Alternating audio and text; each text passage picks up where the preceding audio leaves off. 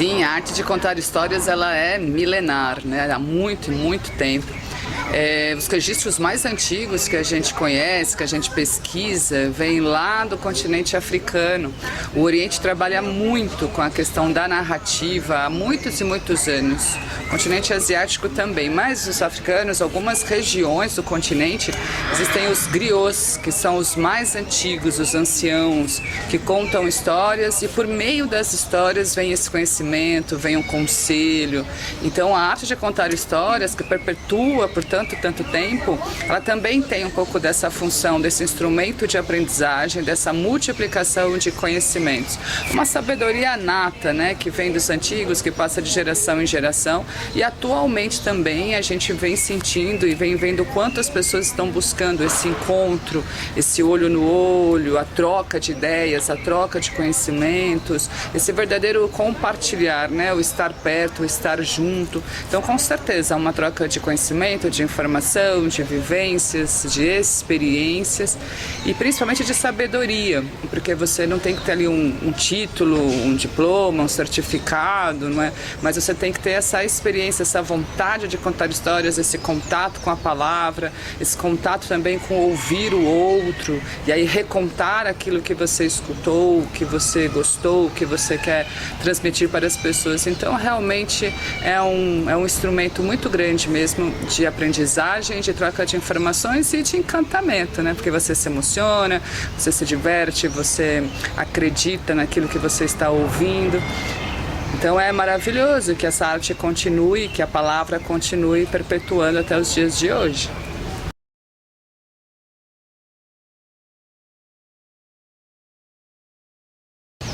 Sim, há uma diferença, então, mas as duas maneiras são maravilhosas, né? A gente tem aí textos lindíssimos, contos, crônicas, enfim, a literatura ela é imensa e realmente muito bacana, assim, pelo trabalho dos autores, pelo trabalho também popular, né, de divulgar, de perpetuar essa maneira. Mas quando a gente conta uma história, então você olha no olho da pessoa, você se encanta também com a plateia se encanta com você, né?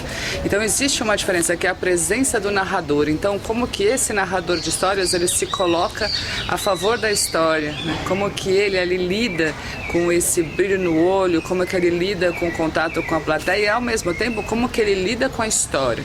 A gente fala sempre que se é verdade para você, assim é, né? Então se é verdade aquele texto, se esse narrador ele está presente no que ele está falando, logo reflete para a plateia, reflete para as pessoas que estão escutando. Isso independente da idade, né? Então as pessoas elas vão entrar ali em conexão com esse narrador e consequentemente em conexão com a história, que é o nosso grande intuito, que a palavra esteja presente e que o narrador ele seja também esse mediador, né, digamos assim, entre a palavra e as pessoas. Mas principalmente, né, a gente tem que ser presente para ele, assim, tem que estar com ele. Então o ler também é incrível, porque quando a gente conta história, pelo menos a minha intenção qual é? Quando eu conto uma história, que depois a pessoa sinta vontade de ler.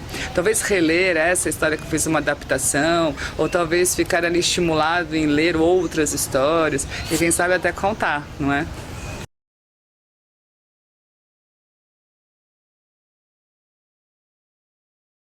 Olha, atualmente a gente tem como profissão o narrador de história.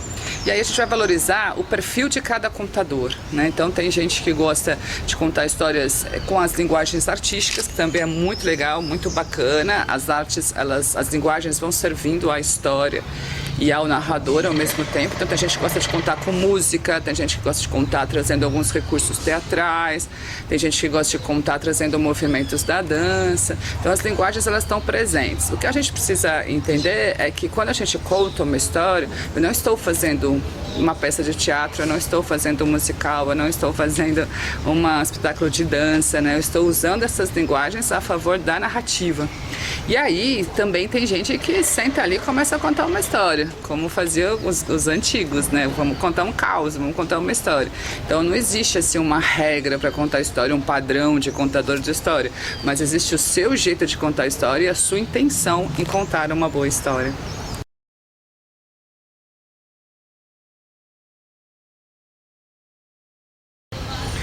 A narração de histórias atualmente ela vem sendo muito utilizada dentro das salas de aula, né?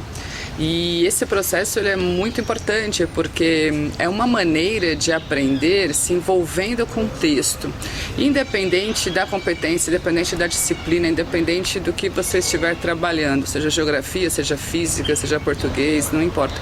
O que importa é como que essa história vai estar conectada com aquilo que o professor ou aquilo que esse mediador está propondo. Então, por meio de uma história, de um encantamento, de um envolvimento com o texto, você acaba trazendo aquele objetivo, né? Objetivo pedagógico, objetivo educacional daquele momento ali por meio da história. Então é realmente um grande instrumento de aprendizado, colabora muito porque você me muda um pouco, né, desse universo, você coloca as pessoas em contato umas com as outras.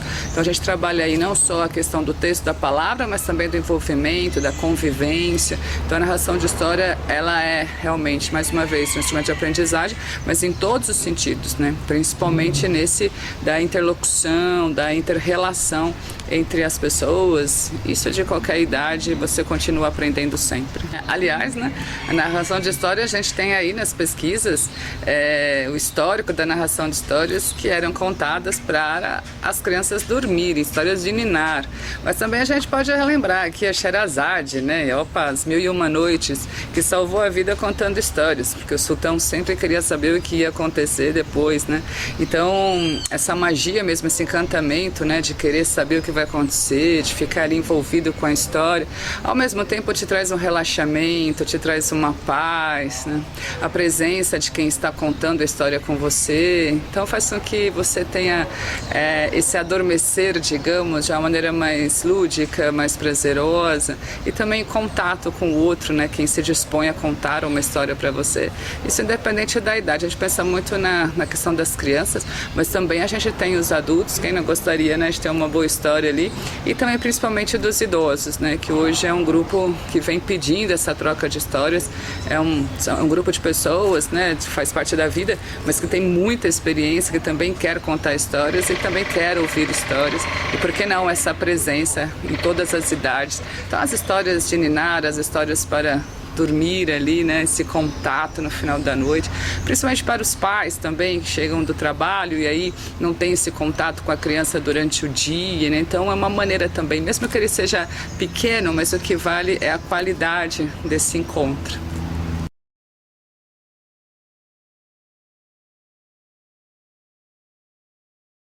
Sim, acredito que cada vez mais, né? A gente percebe que uma criança que tem esses estímulos logo cedo, né, logo nas primeiras formações ali, se torna um adulto mais criativo, um adulto mais seguro, então uma pessoa que tem iniciativa.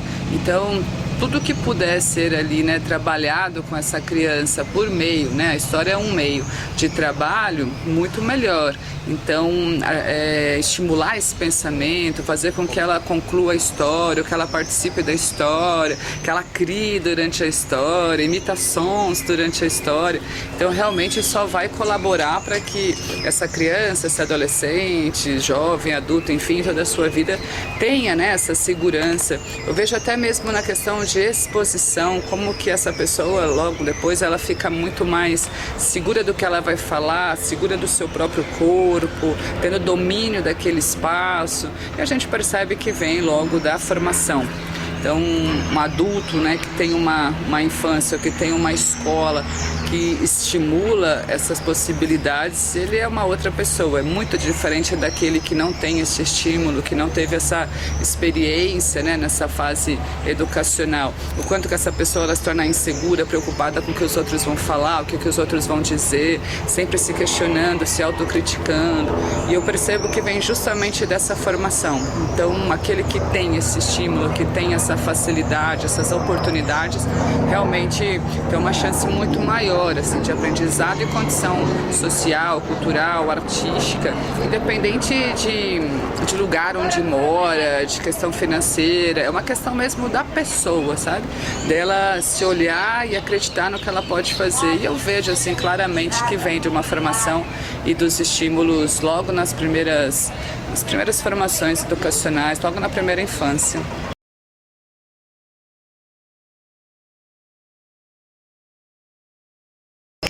Pois é, né? Alfabetização. Como que a gente pode trazer essa alfabetização por meio das histórias? Então, olha quantas palavras a gente pode aprender por meio das histórias, quanta ampliação do repertório a gente pode ter, vocabulário por meio das palavras.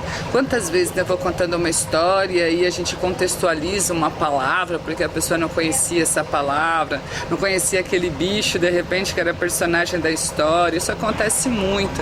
Então, realmente, é um processo de amplitude, um processo de conhecimento por meio da história e principalmente para a alfabetização, né? A gente pode ali ensinar ou mostrar as primeiras letras, mas se você traz a história, que você vai ficar envolvido, que você já começa a ficar com a palavra na cabeça, pode ser o nome da personagem, olha que bacana, né? A alfabetização, ela continua, ela perpetua. A gente pensa muito a alfabetização para as crianças, mas tem muito adulto também não alfabetizado ou que tem um vocabulário um pouco escasso, então a história ela também permite, né, essa ampliação, essa motivação em querer aprender mais, se alfabetizar mais.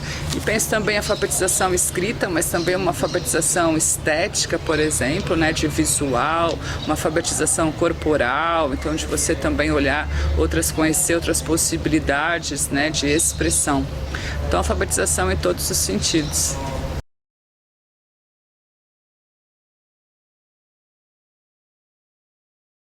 O professor, ele principalmente, né, ele precisa também acreditar nisso, né? Eu vejo muitos professores por uma série de questões, né, do sistema, né, de manhã, tarde e noite trabalhando, às vezes se distanciam dessa formação. E a gente percebe o quanto é necessário que essa formação continue. Então o professor também precisa se sentir motivado, ele precisa também se sentir ali afetado, né, por querer estar ali. Ele também precisa ter uma ampliação do seu repertório, né, quantas histórias esse professor conhece, o quanto que ele pode ler no seu dia, né, que livros que ele está lendo, que autores que ele está lendo. Né? Então a gente sabe que realmente, depende do sistema que você trabalha, mas a gente percebe que quanto mais o professor tem essa prática, tem essa convivência, claro que isso vai refletir no aluno, vai refletir nas suas aulas, ele vai ficar mais criativo, vai ter mais ideias, vai refletir na aula, no espaço em que ele está. Então é claro que o professor e aluno estão em conjunto sempre, né? Mas o professor, como mediador, como aquele que traz as palavras, aquele que traz as possibilidades, e aí você vai ter essa resposta do aluno. E a gente se surpreende, né? Às vezes a gente acha, nossa, vou levar esse texto, vou levar essa história.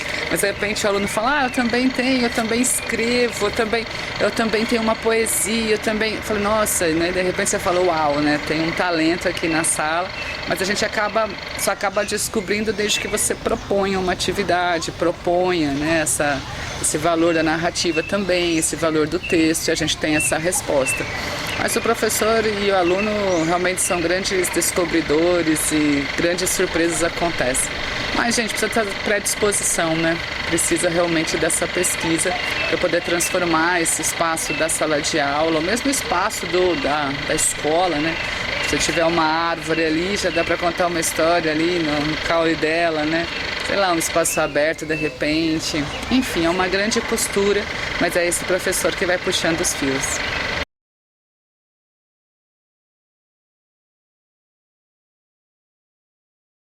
Sim, a narração de história ela permite, né? Você pode inserir ali uma cantiga de roda que também conta uma história, as brincadeiras de roda, as brincadeiras com a palavra principalmente, né? Quem conta um conto aumenta um ponto, então você traz a criatividade. Então a narração de história ela pode ser assim muito lúdica, você pode inserir também recursos visuais, pode inserir brinquedos, pode inserir uma série de... Desde que você tenha, né, muito claro qual é o seu objetivo com a narrativa. Então ela pode ser lúdica, pode ser brincante, mas ela também precisa ter um viés para a literatura. Então eu não posso transformar a narração de história totalmente numa brincadeira, senão ela é outra coisa, não é mais narração de histórias. Mas quando a gente insere ali alguns momentos, alguns pontos específicos, alguns momentos específicos dentro do texto, essa brincadeira, claro que é muito bem-vindo e pode ser lúdica, a gente se diverte ouvindo histórias, com certeza. E tem cada história tão engraçada também, né, gente?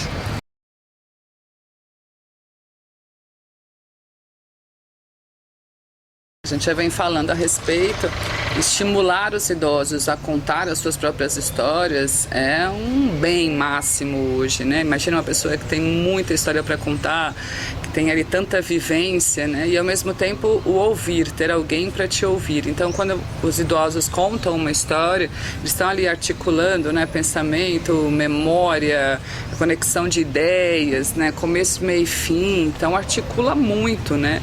E ao mesmo tempo também faz muito bem pro emocional, né? Você ser acolhido, você se sentir, continuar se sentindo pertencendo a esse mundo, né? Então é uma riqueza, assim, você poder trocar histórias com os idosos, poder ouvir as histórias dos idosos e contar histórias, né, para eles também, porque é esse momento que eu disse do acolhimento, de acolher essa pessoa e dizer, estou aqui com você, gosto do que você faz, que bom que você está aqui, eu estou aprendendo com você.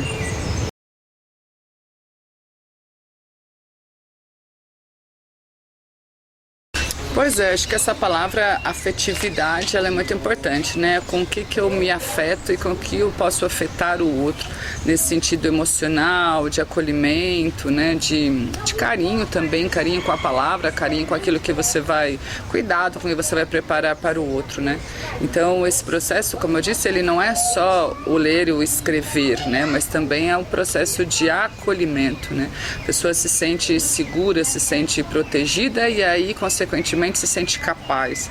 Então esse processo da narração de história por meio da alfabetização, por meio do conhecimento, né, por meio desse estímulo, mais uma vez, né, de contar histórias, de narrar histórias, também ajuda e muito, né, nesse processo, né, emocional principalmente, educativo, para que as pessoas elas se sintam pertencendo a esse estado em que ela está, à região que ela está, ao bairro que ela está, ao grupo que ela faz parte ali, né? Então, o quanto que a narração de história, ela também contribui para esse encontro e talvez esse despertar, né, social principalmente, né? A história ela traz, né, uma clareza muito grande, traz conhecimento e é uma grande, é um viés ali, né, de crítica também, de eu não me contentar com pouca coisa, eu querer pesquisar mais.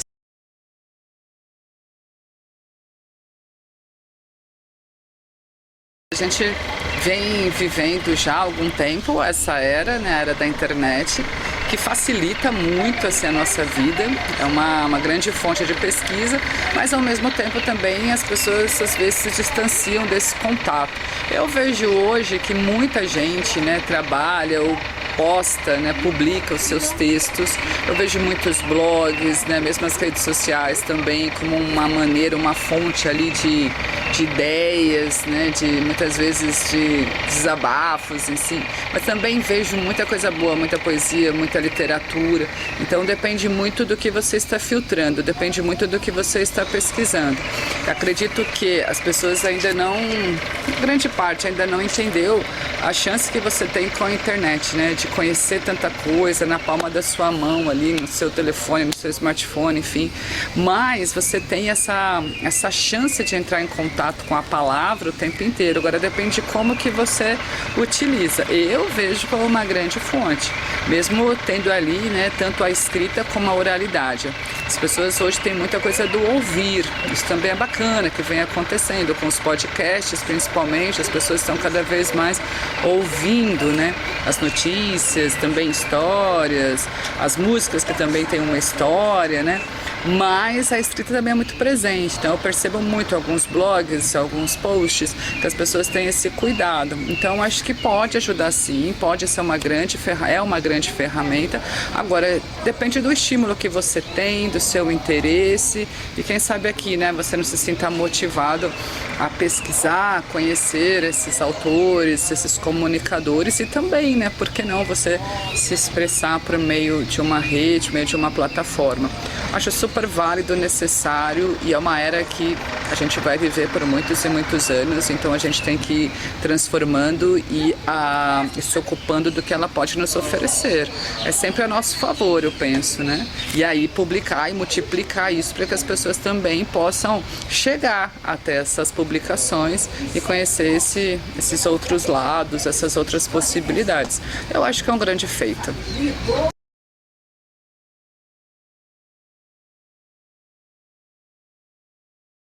Bom, a gente trabalha com várias possibilidades. Eu, pelo menos, trabalho com recursos visuais. Então, recurso visual sempre a favor da história, nunca roubando a atenção da história, né? Então, como eu falei antes, não é um espetáculo teatral, não é um show de dança, não é um espetáculo musical, mas essas linguagens, elas trabalham a favor da história. Então, por exemplo, se eu vou contar uma história que eu fiz uma adaptação, por exemplo, A Moça Tecelã, da Marina Colasanti. Então, essa história, ela vai tecendo a vida dela. E aí eu trouxe uma peça de tricô, por exemplo, e eu vou fazendo esse tricô com essas linhas, e quando chega a hora que a personagem decide mudar tudo, ela desmancha. Então eu vou desmanchando. Então traz, né, uma conotação, traz uma sugestão desse desmanche, mas ainda assim eu não sou a personagem, eu não estou com figurino de personagem, eu não faço a voz da personagem, mas eu faço a modulação de voz, né, de repente um gestual, essa peça visual, né, com as linhas ali, com o novelo de lã. Então, esses recursos me ajudam. Tem gente que tem ali, né, uma facilidade com a música, com o instrumento, então também coloca ali uma introdução, ou no meio da história, de repente, tem uma frase musical. Então, cada um vai trazendo. Ou, de repente, é um chapéu que pode virar outras tantas coisas durante a história, né? Então, depende muito do que a história está propondo, de como que você sentiu a história, visualizou a história, quais são os sons da história, que é o que a gente faz durante os cursos, né? Que é justamente entender e compreender cada cena da história, que cada cena da história está me sugerindo. E aí a gente pesquisa os recursos. Mas também, né, minha gente, às vezes a história é tão forte, tão forte, tão forte, que não precisa de nenhum recurso visual. O recurso é o corpo do narrador. Então, o olhar mais diretivo, um gestual, a ocupação do espaço, a modulação de voz, traz essa performance do narrador. Então, depende muito da história, depende muito do perfil do narrador. Mas os recursos visuais, eles são muito bem-vindos, e a ocupação do espaço também muito bem-vinda, claro, e ter esse texto internalizado, apropriado.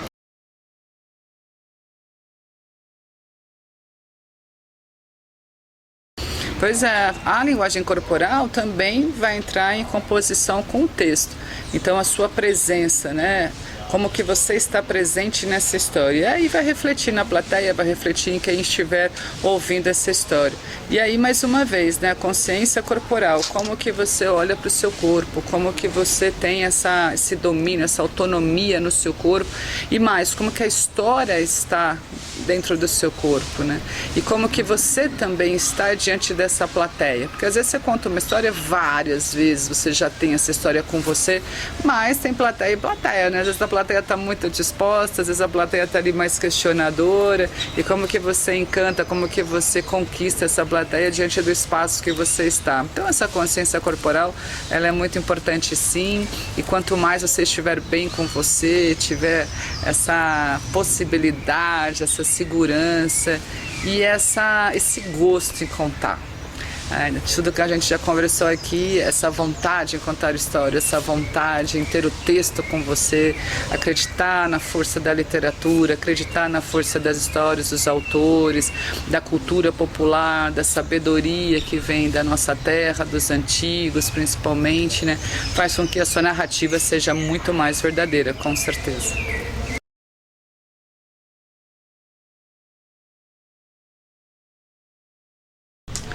Oi, gente. Bom, sou Elaine Gomes. Quero convidar vocês aqui para ler o meu livro, A Arte de Narrar Histórias. Saiu pela editora Senac e é o resultado de uma pesquisa de anos. Eu conto história desde 1993, já faz um tempinho aí. E aí eu tive a chance de fazer uma pesquisa, de trazer como dissertação do mestrado a arte de narrar histórias. Então eu defendo que quando as pessoas estão me vendo contar uma história, também é uma fase ali, né? Uma chance de ler. Então, uma leitura visual, uma leitura, uma audição, né? Então, toda essa pesquisa está aqui. A gente fez uma adaptação para o livro, Arte de Narrar Histórias, mais uma vez, editora Senac. Eu convido vocês a ler, a contar histórias e a reverberar a arte da palavra. Até breve.